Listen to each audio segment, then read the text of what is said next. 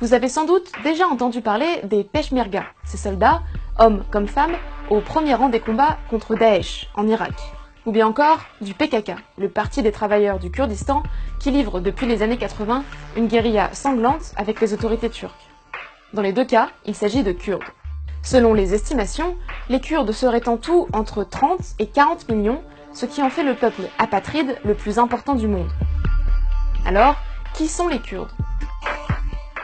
Si on regarde une carte du Moyen-Orient, les Kurdes vivent principalement sur cette zone, que l'on appelle le Kurdistan, même si officiellement il n'existe pas. C'est un territoire à cheval sur 4 pays, la Turquie, la Syrie, l'Irak et l'Iran. Mais pour comprendre d'où viennent les Kurdes, il faut étudier leur histoire. Leur présence dans la région remonte à l'Antiquité. Les Kurdes se revendiquent comme les héritiers des Mèdes, une civilisation voisine des Perses qui conquit le Moyen-Orient au 7e siècle avant Jésus-Christ. Résultat, ils ne s'identifient pas comme des Arabes et parlent d'ailleurs une langue indo-européenne plutôt proche du perse.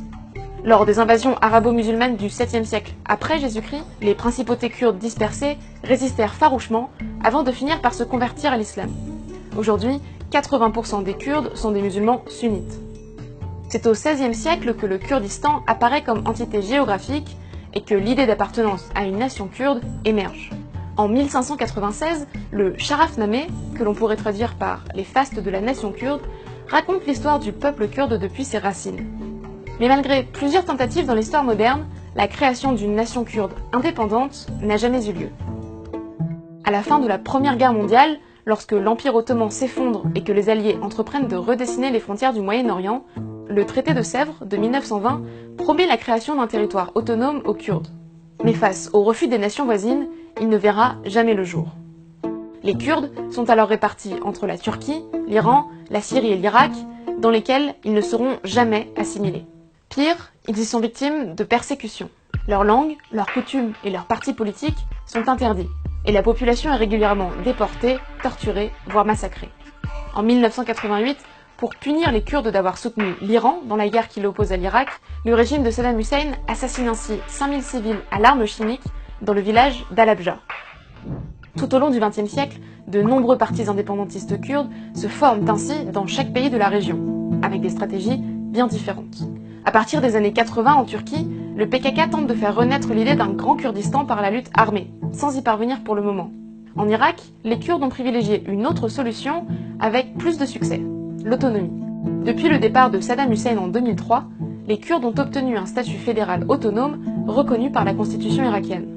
Ils disposent de leur propre gouvernement et de leur propre armée, les fameux Peshmerga. Et ils ne comptent pas s'arrêter là. C'est le président de ce gouvernement régional du Kurdistan irakien, Massoud Barzani, qui a organisé la tenue d'un référendum d'indépendance. Plus que l'indépendance, Barzani espère obtenir de nouvelles concessions territoriales de la part de l'État irakien, notamment la ville de Kirkouk. Problème, les Kurdes sont très divisés politiquement. Illégal aux yeux de Bagdad et de la communauté internationale, ce référendum n'est pas vu d'un bon œil par certains Kurdes qui redoutent le retour d'un conflit avec les Arabes. وسيبقى العراق لكل العراقيين ولن نسمح أن يكون ملكا لهذا أو ذاك يتصرف فيه كيفما يشاء ودون حساب للعواقب.